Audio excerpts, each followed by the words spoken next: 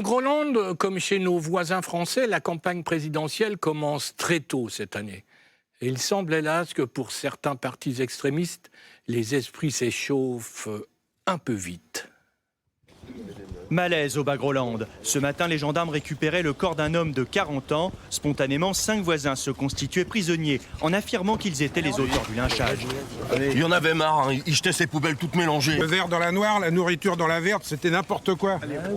Rappelons en effet que le Groenland, soucieux plus que n'importe quel pays de l'environnement, a instauré depuis quelques années un système de tri des déchets dans les immeubles. Les canettes de bière vont dans les poubelles vertes, les cartons et papiers dans les jaunes, les bouteilles de vin dans les rouges, les matières fécales dans les marrons, les bébés congelés dans les bleus, les fleurs fanées dans les oranges, les femmes découpées dans les grises, les capotes usagées dans les blanches, etc. Pour ne pas avoir respecté ces conventions, Plavur Goldek est donc mort, roué de coups par ses colocataires, des locataires qui ont avoué aussitôt regretter ce geste. Si j'avais su qu'il était daltonien, il aurait juste un peu frappé.